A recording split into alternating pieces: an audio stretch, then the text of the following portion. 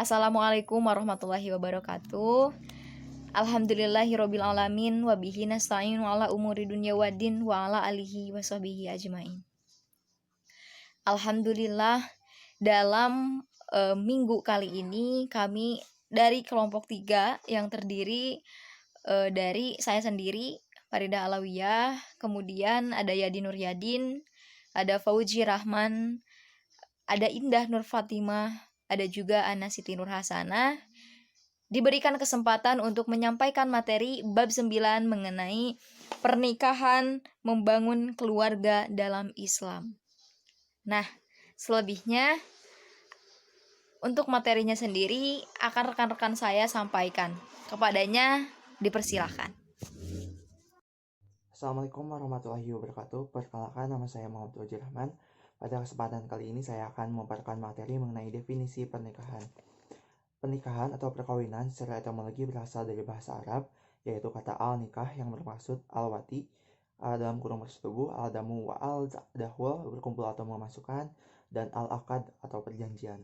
Sedangkan pernikahan menurut istilah seperti definisi menurut Muhammad Abu Israh Ghazali 2006 halaman 9, ialah akad yang memberikan faedah hukum, kebolehan, kehalalan, mengadakan hubungan keluarga, suami istri antara pria dan wanita, dan mengadakan tolong-menolong dan memberi batas hak bagi pemiliknya, serta pemenuhan kewajiban bagi masing-masing.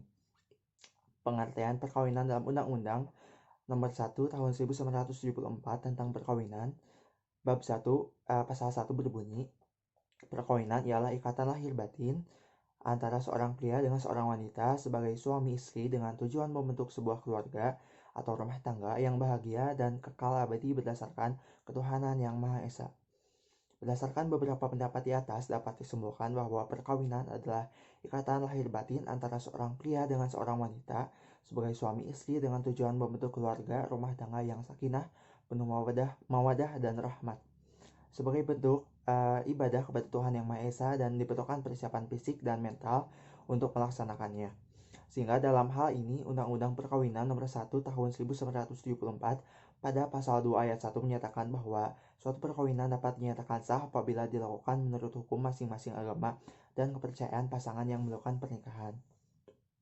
Pernikahan adalah salah satu bentuk ibadah yang besar karena berlangsungnya sepanjang hidup, maka dari itu keberlangsungannya dan kesuciannya perlu dijaga oleh kedua belah pihak, baik suami maupun istri. Pernikahan bertujuan untuk membentuk keluarga yang sakinah agar memberikan ketenangan dalam hidup dan keberkahan. Pernikahan memerlukan kematangan dan persiapan fisik dan mental karena menikah atau kawin adalah suatu fase kehidupan manusia yang sakral, agung, dan dapat menentukan jalan hidup seseorang. Dalam Al-Quran Surat Az-Zariyat ayat 56, Allah Subhanahu wa Ta'ala menjelaskan bahwa kehidupan di alam semesta hakikatnya berpasang-pasangan. Dengan berpasang-pasangan inilah manusia dan makhluk hidup lainnya meneruskan keberlangsungan keturunannya. Pernikahan merupakan salah satu bentuk ibadah yang sangat penting dan mulia untuk mengatur tatanan kehidupan berkeluarga. Tanpa pernikahan, tidak mungkin seorang laki-laki dan perempuan dapat membentuk dan mengatur tatanan kehidupan keluarga yang dalam bahasa kesehariannya mawaddah, sakinah, warahmah, aman, tentram, saling mencintai, saling mengasihi, dan saling menyayangi. Pernikahan merupakan azas utama dalam memelihara kemaslahatan umat. Apabila tidak ada aturan Allah Subhanahu wa Ta'ala dan Rasulnya tentang pernikahan, tentu saja manusia akan hidup sesuai dengan nafsu syahwatnya, yakni hidup bagaikan binatang. Islam menganjurkan umatnya agar melakukan nikah. Rasulullah Shallallahu Alaihi Wasallam bersabda, "Wahai para pemuda, barang siapa di antara kamu sudah mampu dan berkeinginan untuk nikah, hendaknya kamu nikah. Sebab nikah itu adalah akan mampu memenjamkan mata terhadap wanita yang tidak halal dilihatnya dan akan memelihara kamu dari godaan syahwat. Barang siapa yang tidak mampu nikah, maka saumlah, sebab dengan saum maka nafsu terhadap wanita itu akan berkurang." Hadis riwayat Jamaah. Dalam Islam, hukum menikah menurut jumhur utama atau mayoritas utama adalah sunnah dan juga dianjurkan. Di samping itu ada yang memandang hukumnya wajib menurut golongan Zahiriyah dan sebagian ulama mazhab Syafi'iyah. Hukum asal pernikahan adalah mubah boleh. Hal ini berdasarkan pada teks ayat yang menyatakan perintah menikah, yaitu ayat 32 surat An-Nur yang artinya, "Dan kawinlah orang-orang yang sendirian di antara kamu dan orang-orang yang layak berkawin dari hamba-hamba sahayamu yang laki-laki dan hamba-hamba sahayamu yang perempuan. Jika mereka miskin, Allah akan memampukan mereka dengan karunia-Nya, dan Allah Maha luas pemberiannya, lagi Maha mengetahui." Dari ayat di atas, secara umum menjelaskan perintah nikah dengan bentuk fi'il amri, kata perintah. Ada yang berpendapat menjadi wajib karena ada kata perintah pada nikahlah, namun mayoritas menghukumi pernikahan sebagai sunnah.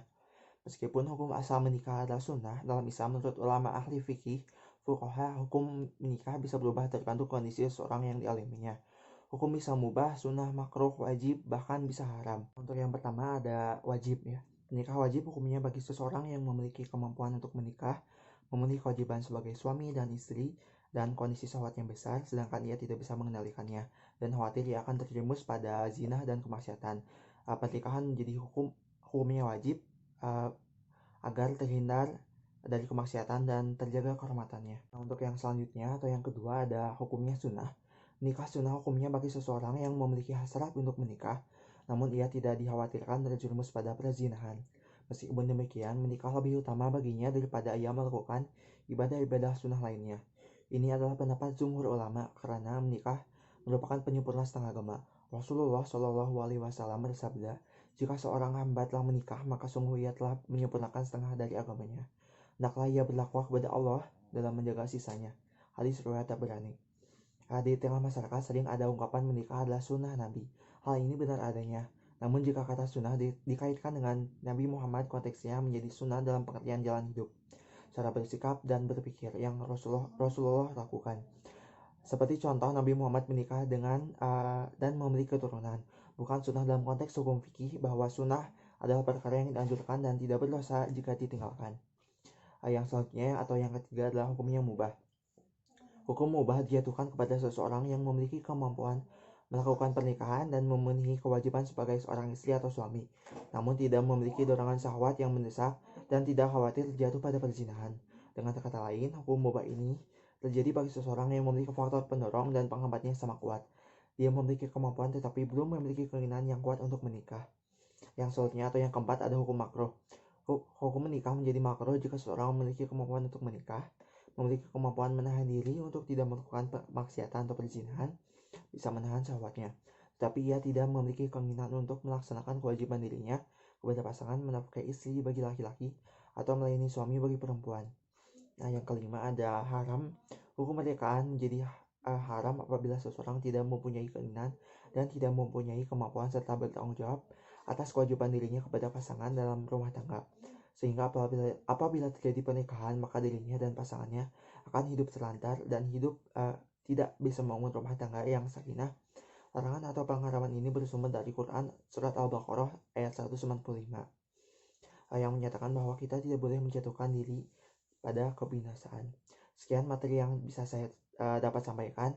Materi selanjutnya akan disampaikan oleh rekan saya selanjutnya. Wabillahi taufiq wal hidayah. Wassalamualaikum warahmatullahi wabarakatuh. Assalamualaikum warahmatullahi wabarakatuh. Perkenalkan, nama saya Indah Nur Fatima. Di sini saya akan menjelaskan tentang syarat dan rukun pernikahan. 1. Calon pengantin. Calon pengantin itu diantaranya mempelai laki-laki.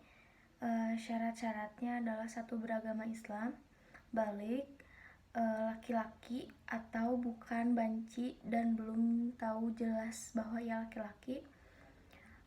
Terus tidak sedang berihram haji atau umroh, tidak mempunyai istri yang haram dipoligami dengan calon istrinya.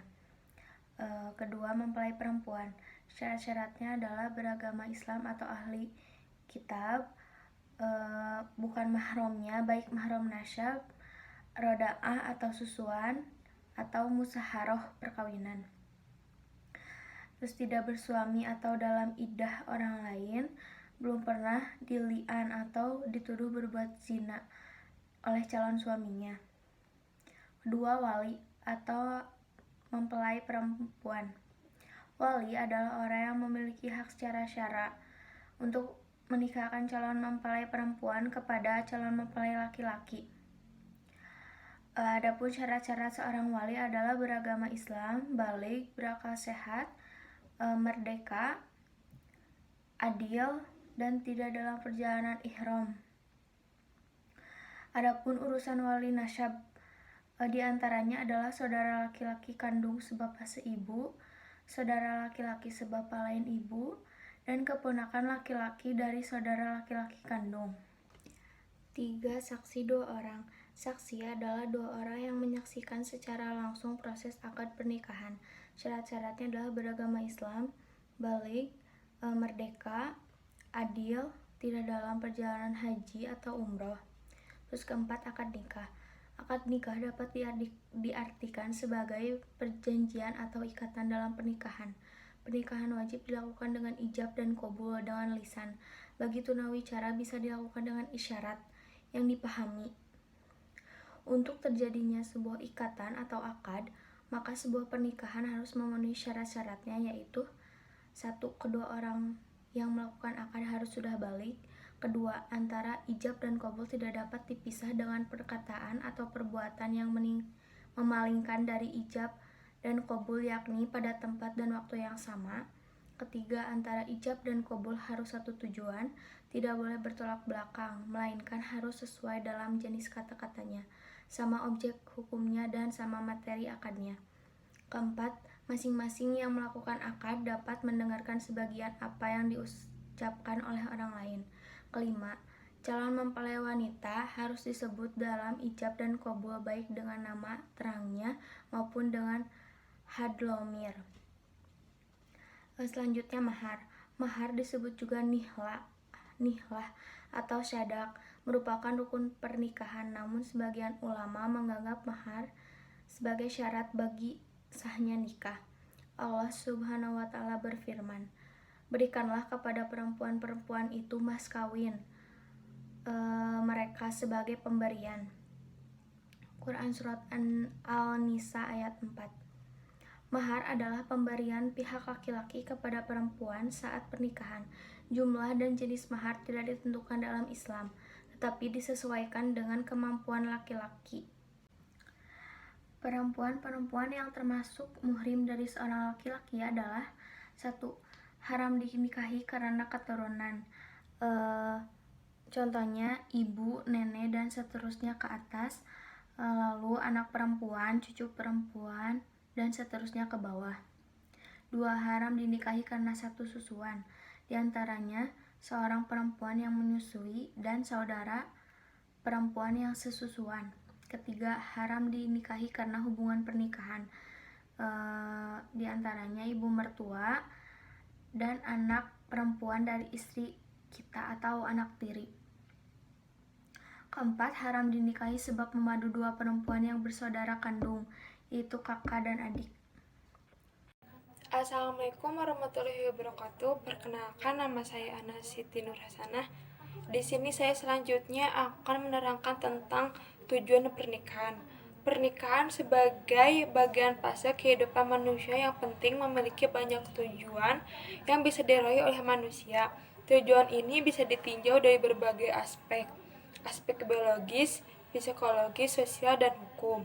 Tujuan pernikahan adalah untuk menghalalkan hubungan suami istri untuk memenuhi tuntutan kebutuhan biologis dan psikologis kemanusiaan, mewujudkan suatu keluarga dengan dasar cinta, kasih, dan untuk memperoleh keturunan yang sah berdasarkan peraturan agama dan hukum yang berlaku. Fungsi keluarga sakinah untuk menciptakan suasana yang harmonis dalam kehidupan anggota keluarga. Maka fungsi harus terpenuhi meliputi fungsi biologis, psikologis, dan sosiologis. Adapun fungsi keluarga sakinah antara lain, yang pertama adanya fungsi individual.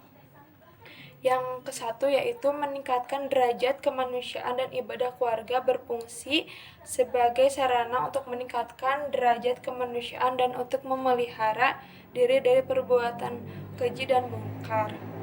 Yang kedua yaitu memperoleh ketenangan dan ketentraman jiwa. Keluarga berfungsi sebagai lembaga interaksi dalam ikatan batin yang kuat antar anggota lainnya. Yang ketiga, timbulnya dorongan kesungguhan dalam menjalankan kewajiban mencari nafkah yang halal, memberikan pelayanan optimal kepada suami, dan tuntunan agama lainnya yang akan timbul dalam berkeluarga tersebut. Yang keempat, fungsi keluarga lainnya adalah untuk melanjutkan keturunan. Keturunan yang diperoleh dalam kehidupan keluarga merupakan modal dari kelangsungan spesies manusia. Yang kedua yaitu adanya fungsi sosial. Yang pertama, keluarga berfungsi sebagai benteng moral bangsa dalam ruang lingkup yang kecil. Suatu bangsa yang beradab dibentuk oleh keluarga-keluarga yang mengedepankan moral dalam kehidupannya. Yang kedua, adanya fungsi keluarga sebagai lembaga pendidikan. Fungsi pendidikan ini terwujud di dalam tanggung jawab orang tua sebagai pendidik bahwa anak dilahirkan dalam keadaan fitrah, lalu kemudian kedua orang tuanya yang menjadikan seorang anak menjadi Yahudi, Nasrani, Majusi, atau seorang Muslim. Yang ketiga, adanya fungsi spiritual. Keluarga dalam aspek spiritual memiliki fungsi sebagai motivasi atau dorongan dan wadah sarana dalam menjalankan ibadah kepada Allah Subhanahu wa taala. Dengan melangsungkannya pernikahan dan membentuk sebuah keluarga berdasarkan hadis Rasul, seorang muslim tengah memenuhi setengah dari sempurnanya agamanya. Dengan menjalankan kewajiban sebagai suami atau istri, seorang muslim mendapatkan ganjaran pahala yang besar. Saling memberi dan saling bertanggung jawab rumah tangga yang kemudian terjalin hubungan yang harmonis dalam keluarga menjadi fondasi penting dalam menjalankan ibadah-ibadah lainnya kepada Allah. Mungkin sekian dari saya. Wassalamualaikum warahmatullahi wabarakatuh. Sebelumnya, perkenalkan, nama saya Dinur Yadid dari kelompok 3. Di sini, saya akan menyampaikan poin D yang membahas tentang mewujudkan keluarga sakinah. Kata keluarga dalam Kamus Besar Bahasa Indonesia adalah keluarga inti yang terdiri dari ibu, bapak, dan anak-anak atau seisi rumah. Menurut Organisasi Kesehatan Dunia yang disingkat menjadi WHO, keluarga adalah anggota keluarga yang saling berhubungan melalui pertalian darah, adopsi, atau perkawinan. Dalam pendekatan Islam, keluarga adalah basis utama yang menjadi fondasi bangunan, komunitas, dan masyarakat Islam. Sehingga keluarga mendapatkan perhatian dan perawatan yang signifikan dari Al-Quran. Keluarga merupakan unit terkecil dalam masyarakat. Jadi, pengertian keluarga berdasarkan teori tersebut secara umum adalah sekumpulan orang dalam unit terkecil dalam masyarakat yang memiliki keterkaitan dalam ikatan pernikahan dan keturunan. Islam membentuk sebuah konsep tentang keluarga yang didambakan, yaitu keluarga sakinah. Di masyarakat dikenal istilah keluarga sakinah mawadah warahmah, yang disingkat samara ataupun samawa. Istilah ini lahir dari ayat 21 surah Ar-Rum yang berbunyi, A'udzubillahi minasyaitonirrajim, Bismillahirrahmanirrahim. Wa min ayatihi an khalaqalakum min anfusikum azwajan litaskunu ilaiha wa ja'ala bainakum mawaddatan wa rahmah. Inna fi dzalika laayatin liqaumin yatafakkarun. Yang artinya, dan di antara tanda-tanda kekuasaannya ialah Dia menciptakan untukmu istri-istri dari jenismu sendiri supaya kamu cenderung dan merasa tentram kepadanya, dan dijadikannya di antaramu rasa kasih sayang. Sesungguhnya pada yang demikian itu benar-benar terdapat tanda-tanda bagi kaum yang berpikir. Quran Surat Ar-Rum ayat 21. Kata sakinah berasal dari akar kata sakana yang berarti tenang, terhormat, aman, dan penuh kasih sayang. Jadi, yang dimaksud dengan keluarga sakinah yakni sebuah keluarga yang aman, damai, dan penuh kasih sayang. Mawadah berasal dari kata al-wadu atau cinta, atau mencintai sesuatu. Mawadah menurut bahasa berarti cinta atau harapan. Sedangkan warahmah memiliki kata dasar yaitu rahmat, yang berarti kasih sayang. Jika digabungkan, arti keluarga sakinah mawadah warahmah berarti keluarga yang selalu diberikan kedamaian, ketentraman, penuh cinta, dan kasih sayang. Konsep keluarga sakinah menurut Islam dalam keluarga yang tenang, penuh kasih sayang, selanjutnya dengan modal sakinah dapat melahirkan mawadah warahmah. Untuk mencapai mawadah, ada 3 yang harus dicapai, yaitu perhatian, tanggung jawab, dan penghormatan. Untuk selanjutnya adalah persiapan pernikahan. Pernikahan merupakan gerbang untuk membentuk sebuah keluarga sakinah. Pernikahan merupakan ibadah yang sangat panjang dan penuh dengan luka-liku. Oleh karena itu, diperlukan berbagai kesiapan sebelum melakukan pernikahan.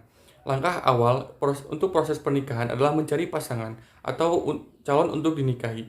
Dalam mencari calon pasangan ini, Rasulullah memberikan prinsip bagaimana kita harus memilih perempuan yang hendak kita nikahi dalam sebuah hadis yang berbunyi tungkahul mar'atu li arba'i limaliha wali hasabiha wali jamaliha wali diniha fadvar bidadidini taribat yadaka, yang artinya wanita dinikahi karena 4 hal: hartanya, nasabnya, kecantikannya, dan agamanya.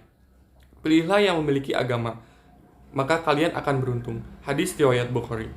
Jadi maksudnya adalah ketika kita mencari calon pasangan hidup, hendaklah mencari berdasarkan kualitas agamanya, bukan hanya semata karena kecantikannya, kekayaan, dan keturunannya.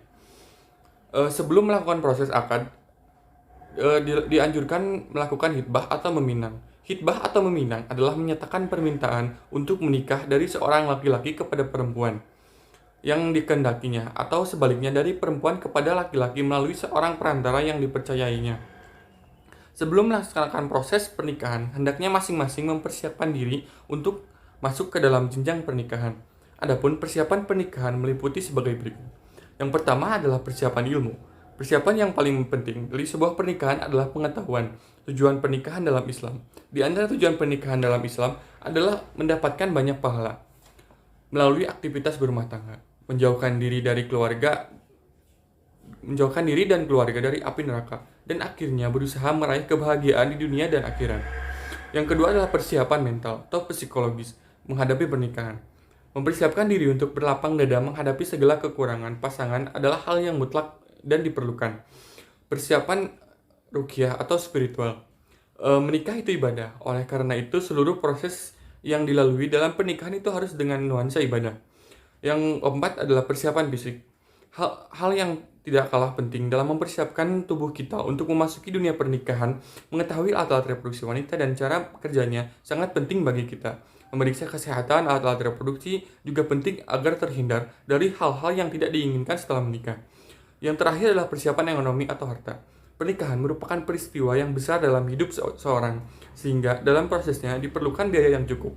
Oleh karenanya, sebelum menikah, disiapkan terlebih dahulu bekal materi untuk melaksanakannya, seperti mahar dari laki-laki untuk diberikan kepada perempuan, dan untuk acara walimatul ursi atau pesta pernikahan. Mungkin sekian presentasi dari saya, kurang lebihnya mohon maaf. Wassalamualaikum warahmatullahi wabarakatuh. Assalamualaikum warahmatullahi wabarakatuh. Perkenalkan, nama saya Farida Alawiyah, NPM 202171003. Di sini saya ingin memaparkan mengenai proses pernikahan.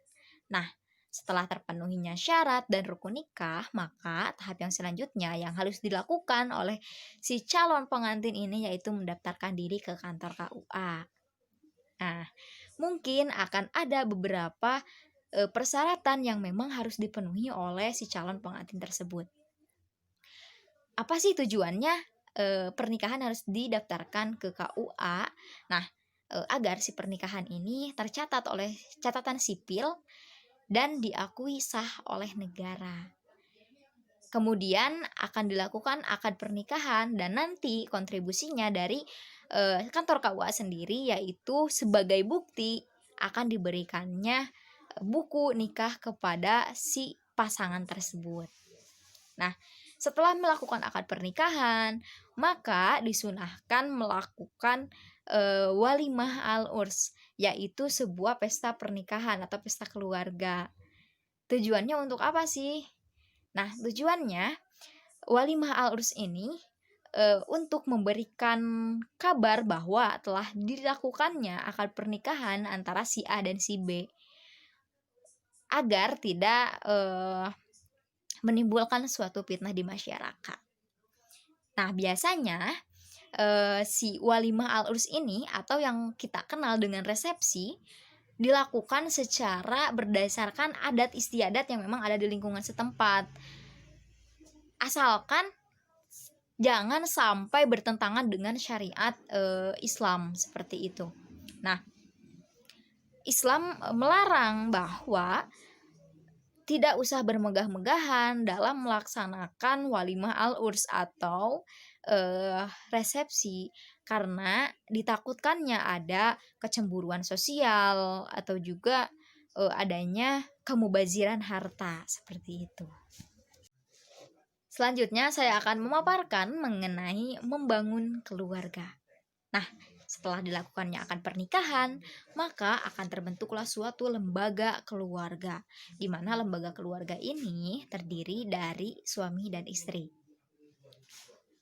Nah, lembaga keluarga harus mampu menghadapi terpaan-terpaan yang menerpa, seperti masalah, atau apapun bentuknya, karena memang pada dasarnya kehidupan itu tidak akan selamanya berjalan dengan manis, tidak akan selamanya berjalan dengan pahit, dan mungkin di dalam menjalankan kehidupan pasti ada saja bumbu-bumbu kehidupan seperti itu. Dan keluarga ini harus mampu menghadapi terpaan-terpaan tersebut. Bahkan tidak sedikit pernikahan yang memutuskan untuk berakhir karena memang tidak mampu menghadapi terpaan-terpaan tersebut, seperti halnya berbeda pandangan hidup, terus faktor ekonomi, bahkan yang sekarang sedang viral seperti itu, yaitu pelakor, gangguan orang eksternal seperti itu, adanya orang ketiga. Nah, jangan sampai hal itu terjadi. Maka dari itu, sebelum melakukan pernikahan, baiknya kita harus mengetahui karakter pasangan kita seperti apa. Terus lagi, bagaimana sih cara menjalankan pernikahan berdasarkan keridoan yang diridhoi oleh Allah, seperti itu.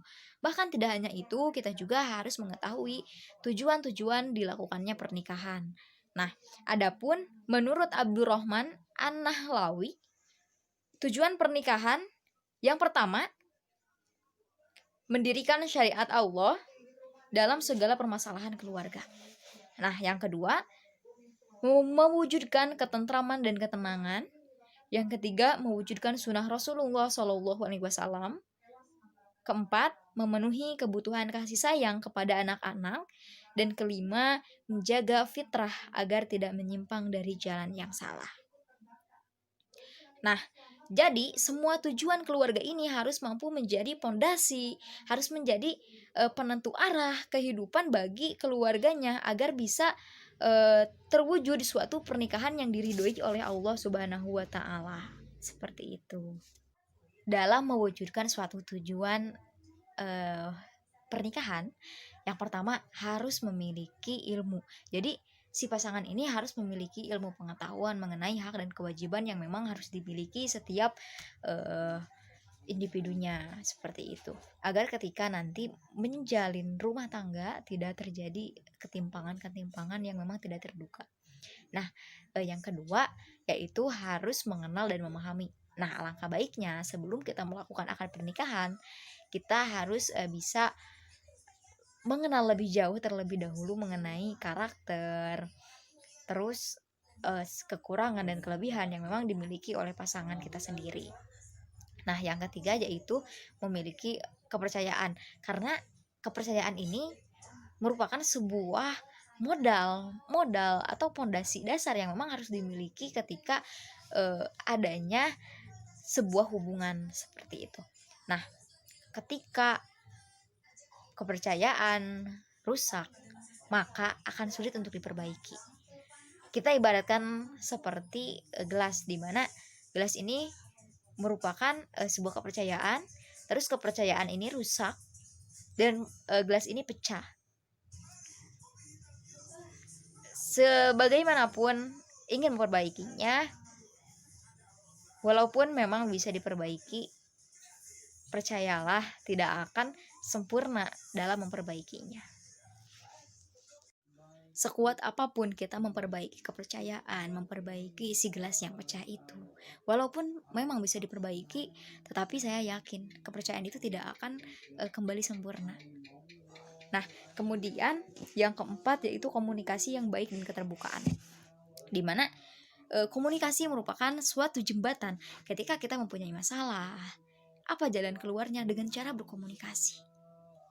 Nah, jangan sampai istilahnya kita itu diskom atau lost komunikasi dengan sesama anggota keluarga seperti itu. Nah, contohnya misalkan hal kecilnya, si suami ini tidak terbuka dalam hal gaji yang diterimanya dari suatu pekerjaan.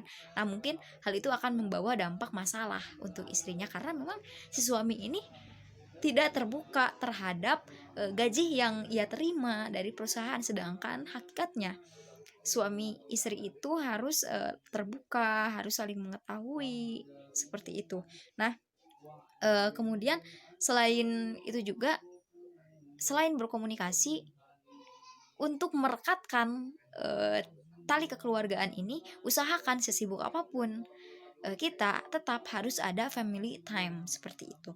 Nah, selain menjaga komunikasi ke keluarga inti, kita juga harus mampu menjaga komunikasi kepada keluarga lainnya seperti halnya mamah mertua, sanak saudara, bahkan tetangga sekalipun. Nah, yang kelima yaitu menjalankan kewajiban dan memberikan kebahagiaan. Nah, di sini kewajiban seorang suami yaitu memberikan nafkah kepada seorang istri, dan kewajiban seorang istri yaitu mentaati perintah dari suami selama perintah itu tidak bertentangan dengan syariat Islam. Nah, adapun banyak sekali yang memang pemicu perceraian karena antara suami dan istri ini tidak mampu memenuhi kewajibannya masing-masing seperti itu. Nah, kemudian yang keenam, senantiasa menjalankan ibadah dan berdoa kepada Allah. Nah, pada hakikatnya pernikahan merupakan sebuah ibadah. Ibadah yang sangat panjang sampai akhir hayat. Nah, tetapi jangan sampai karena mentang-mentang pernikahan ini ibadah, jadi kita melalaikan ibadah kita, ketaatan kita kepada Allah. Karena memang alasannya, misalkan seorang suami beralasan sibuk menafkahi istri, sibuk menafkahi keluarga. Kemudian dan seorang istri pun misalkan beralasan karena sibuk mengurusi rumah tangganya, seperti itu. Nah, mungkin itu yang memang dibutuhkan oleh seseorang dalam membangun keluarga yang harmonis, tentram, dan mendapatkan keridhaan dari Allah Subhanahu wa Ta'ala. Adapun kewajiban yang harus dipenuhi oleh seorang suami, yang pertama yaitu memberikan nafkah lahir dan batin kepada seorang istri, seperti memberikan makan, memberikan tempat tinggal, terus pakaian dan lain sebagainya. Nah, yang kedua yaitu memperlakukan atau menggauli istri dengan baik, dengan lemah lembut, dan menjaga kehormatan seorang istri tersebut. Nah, yang ketiga yaitu mendidik dan membimbing istri. Kewajiban suami bukan hanya memenuhi kebutuhan istri, tetapi suami juga harus menjaga istri dan keluarganya dari maksiat kepada Allah dan bersama-sama meningkatkan ketakwaan kepada Allah Subhanahu wa Ta'ala.